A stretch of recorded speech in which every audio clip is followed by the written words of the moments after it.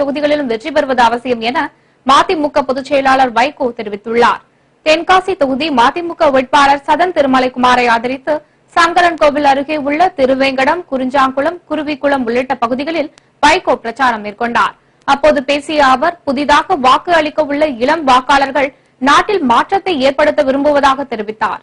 இதைத் தொடர்ந்து தூத்துக்குடி மதிமுக வேட்பாளர் ஜோயலை ஆதரித்து நாலாட்டின்புதூர், கோவில்பட்டி ஆகிய பகுதிகளில் வைகோ வாக்கு சேகரிப்பில் ஈடுபட்டார். அப்போது பேசிய அவர், இலங்கையில் தமிழ் மக்களை கொன்று குவித்ததற்கு மத்திய காங்கிரஸ் அரசே காரணம் என்றார். விருதுநகர் தொகுதியில் தம்மை எதிர்த்து ராஜபக்சே அரசை சிலரை நிறுத்தியிருப்பதாக பத்திரிகைகளில் செய்திகள் வந்திருப்பதை சுட்டிக்காட்டிய வைகோ, எதிர்ப்புகளையும் மீறி தாம் வெற்றி பெறுவது உறுதி என்றார். மக்கள் நலன் கருதி தூத்துக்குடி ஸ்டெர்லைட் ஆலைக்கு எதிராக தாம் மேற்கொண்ட முயற்சிகளை பட்டியலிட்ட வைகோ, இந்த விவகாரத்தில் அதிமுக, திமுக அரசுகள் ஸ்டெர்லைட் ஆலைக்கு ஆதரவாக செயல்பட்டதாகவும் குற்றம் சாட்டினார். நான் கேட்கிறேன், காமராஜர் ஆட்சியில் மது இருந்ததா? ராஜாஜி ஆட்சியில் மது இருந்ததா? ஓமந்தூர் ராமசாமி ரெட்டியார் ஆட்சியில் மது இருந்ததா? PS குமாரசாமி ராஜா ஆட்சியில் மது இருந்ததா? சுப்பராயன் ஆட்சியில் மது இருந்ததா? அதை போல பக்தவச்சலம் ஆட்சியில் மது இருந்ததா? இல்லை.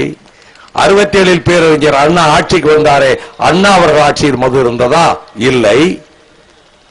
அண்ணா மறைந்த பிறகு இதை யோசிக்கணும். பசுமன் தேவர் திருமாறாரின் திருவுருவச் சிலை இங்கே இருக்கிறது. குடித்து விட்டவர் பக்கத்தில் போக முடியுமா? குடி போதையிலே கிட்ட போக முடியுமா ஒருத்தன்? அவர் பிரம்மச்சாரியாக ஒரு துறவியை போல வாழ்ந்தவர். நான் கேட்கிறேன், அண்ணா மறைந்த பிறகு கலைஞர் கருணாநிதி இந்த சாராயத்தை கொண்டு வந்தார். எம்ஜிஆர் தாய் குலத்தால் தானே வாழ்வு பெற்றார். வணங்குறேன், தாய் குலங்கள் தானே ஓட்டு போட்டு எம்ஜிஆர் கடைசி வரைக்கும் அவரை ஜெயிக்க வச்சது.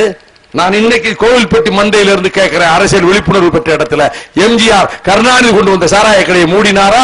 இல்ல. கட்சிக்காரனுக்கா சாராய கடையை எம்ஜிஆர் கொடுத்தார். கட்சிக்காரன் சம்பாதிக்கட்டும் சாராய கடை ஒயின் ஷாப்பை கொடுத்தார். அதுக்கு பிறகு ஜெயலலிதா 10 மடங்கு அதிகப்படுத்தி பாழாக்கியவர்கள் கருணாநிதி, எம்ஜிஆர், ஜெயலலிதா. நான் எந்த இடத்திலையும் பகிரங்கமா குற்றம் சாட்டுவேன். போன சட்டமன்ற தேர்தலில் சுயமரியாதையோட போட்டியிட வெளியே வந்தோம். வெட்டுப்பட்டு செத்த மீனவர்கள் வீட்டுக்கு போய் அவர்களுக்கு ஆறுதல் சொன்னேன். ஸ்டெர்லைட் ஆலையை மூடுவதற்கு ஆய்வு நடத்தி கொண்டிருந்தேன். இன்னைக்கு ஸ்டெர்லைட் ஆலையை எதிர்த்து போராடி கொண்டிருக்கிறேன். ஸ்டெர்லைட் ஆலையை கடைசி வரைக்கும் ஆதரிச்ச ஜெயலலிதா அபிடவிட் போட்டுட்டு மக்கள் கொந்தளித்து விட்டார்கள் மூட சொல்லி ஒரு ஏமாத்து நாடகம் ஆனாங்க. ப்ரூஃப் வச்சிருக்கேன். சுப்ரீம் கோர்ட்ல கேஸ் இருக்கு, வாதாட போறேன். எனவே எனக்கு என்னை தோக்கடிக்க கேரளாவில் இருந்து பணம் வந்திருக்குன்னு குமுத ரிப்போர்ட்டர் எழுதுனாங்க. கேரள சேட்டன்கள் பணத்தை கொண்டாந்து இறக்கிட்டாங்க. வைகோ எப்படி ஜெயிக்க கூடாது, இல்லாட்டி முல்லை பெரியார் அணையை உடைக்க விட மாட்டாருன்னு. இன்னொரு பத்திரிகை எழுதியிருக்கு, இலங்கை அரசு தான் திமுக வேட்பாளர் நிப்பாட்டி இருக்குன்னு. நான் சொல்லல, தமிழக அரசியல் எழுதியிருக்கு. இதைத் தொடர்ந்து விருதுநகர் தொகுதிக்கு உட்பட்ட திருமங்கலம், திருப்பரங்குன்றம் ஆகிய பகுதிகளில் வைகோ வாக்கு சேகரித்தார். இறுதியாக மதுரை தொகுதி தேமுதிக வேட்பாளர் சிவமுத்துக்குமாரை ஆதரித்து மதுரையில் நடைபெற்ற பிரச்சார கூட்டத்தில் வைகோ பங்கேற்று பேசினார். அப்போது பொது சிவில் சட்டத்தை ஆதரித்த திமுக இஸ்லாமியர்களுக்கு எப்படி நண்பனாக இருக்க முடியும் என அவர் வினா எழுப்பினார். பொது சிவில் சட்டத்தை மதிமுக ஒருபோதும் ஏற்காது என்றும் அவர் உறுதியளித்தார். நரேந்திர மோடி பிரதமர் ஆவதால் மட்டுமே தமிழகத்திற்கு தீர்வு கிடைத்து விடாது என்றும் 39 தொகுதிகளிலும் தேசிய ஜனநாயக கூட்டணி வெற்றி பெறுவதன் மூலம் மட்டுமே நீதி கிடைக்கும் என்றும் அவர் கூறினார். நம்ம மக்களை பாதுகாக்க அப்போ 39 ஜெயிச்சா தான் நீதி கிடைக்கும். வெறுமனே நரேந்திர மோடி பிரதமர் ஆன உடனே எல்லா நீதியும் நமக்கு கிடைச்சிராது. பிஜேபி காரங்க தப்பா நினைக்காதீங்க, நான் உள்ளது சொல்றேன். நரேந்திர மோடி பிரதமர் ஆவதால் மட்டும் அனைத்து பிரச்சனைகளுக்கு உடனே தீர்வு வந்து விடாது. தமிழகத்தின் 39 இடங்களிலும் தேசிய ஜனநாயக கூட்டணி ஜெயிக்கணும். நான் கேட்கிறேன், காமன் சிவில் கோடை கொண்டு வரணும்னு சொல்லி பாரதிய ஜனதா கட்சி பில் கொண்டு வந்து பிரைவேட் மெம்பர் பில் பார்லிமெண்ட்ல இது கூடாது என்று நானும் பனத்வாலாவும் எதிர்த்தோம். இன்ட்ரோடக்ஷன் ஸ்டேஜிலே அறிமுகப்படுத்தக்கூடாது என்று லோக்சபாவில் பிரமோத் மகாஜன் வந்தாரு.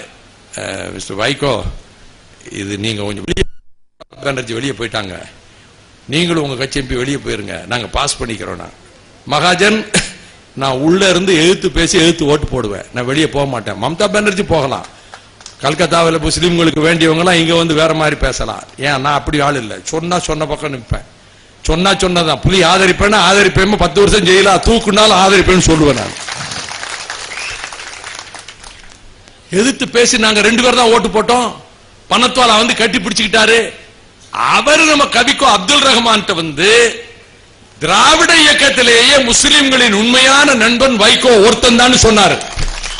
இத தமிழறிவு மணியனோட சேர்ந்து நடந்த கூட்டத்தில் நான் பேசிட்டு இன்னைக்கு ராத்திரிக்குள்ள கவிக்கோ அப்துல் ரஹ்மான கூப்பிட்டு மிரட்டி, அப்படி பணத்வாலா என்கிட்ட வைகோவை பத்தி சொல்லவே இல்ல, வைகோ டூப் போடுறான்னு சொல்லி ஒரு அறிக்கை விட சொல்லி சொல்லக்கூடும்னு நான் சொன்னேன். நீங்க எல்லாம் கேட்டுக்கிட்டு பிரஸ். அதே மாதிரி ராத்திரி 11 மணிக்கு கவிக்கோ அப்துல் ரஹ்மானுக்கு போன போட்டாங்க. இன்னைக்கு தான் இதை உடைக்கிறார். போட்டு வைகோ இப்படி சொன்னாரா உங்ககிட்ட, வைகோவை பத்தி பணத்வாலா இப்படி சொன்னாரா? ஆமா சொன்னாரு. கவிக்கோ ஆமா சொன்னாருன்ட்டாரு. இல்ல அது அப்படி சொல்லலன்னு நீங்க ஒரு அறிக்கை விடணும், தலைவர் சொல்ல சொன்னாரு, தலைவர் ரொம்ப வருத்தமா இருக்காரு. கவிக்கோ நான் கலீல் கிப்ரானை போல கவிக்கோ அப்துல் ரஹ்மானை கவிதைகளை நான் நேசிப்பவன். அவன் தமிழகத்தின் கலீல் கிப்ரான் என்று நான் கருதுகிறவன். அவர் அப்படியே என்னை பத்தி சொல்லியிருந்தா கூட அவர் மேல கோவப்பட மாட்டேன். சரி, மேல இருந்து நிர்பந்தம் நினைப்பேன். அதுக்காக கலீல் அப்துல் ரஹ்மான் மீது எனக்கு கோபம் வராது, வருத்தம் வராது. அவர் மேல ஆனால் அவர் மறுத்து விட்டார். மறுநாள் காலையில 6 மணிக்கு அவருக்கு போன் பண்ணாங்க, மறுத்து விட்டார். இப்பொழுது கேட்கிற யார் இஸ்லாமியர்களுக்கு நண்பர்கள்? திமுகவா? திமுக ஆதரித்து ஓட்டு போட்டது, காமன் இன்ட்ரோடக்ஷன் ஸ்டேஜில் ஆதரித்து ஓட்டு போட்டது. அவங்க உங்களுக்கு இஸ்லாமிய நண்பர்களா? பிரச்சாரத்தின் போது முதலமைச்சர் ஜெயலலிதாவை கடுமையாக சாடிய வைகோ, மதுவை அனுமதித்த ஜெயலலிதா தம்மை எப்படி மோடியுடன் ஒப்பிட்டு பேச முடியும் என வினா எழுப்பினார். ஓரா இருந்தப்ப ஜெயலலிதா செஞ்சிருக்காங்க. எலைட் பார் கொண்டு வர போறாங்களாம். அதாவது ஸ்காட்ச் விஸ்கி எல்லாம் நம்ம மக்களுக்கு தெரியலையா? இது கேள்வி. இது ஊருக்கு கொடுக்கணுமா? ஸ்காட்ச் விஸ்கி எல்லாம் வரணுமா? எலைட் பார் கொண்டு வரணுமா? இவர்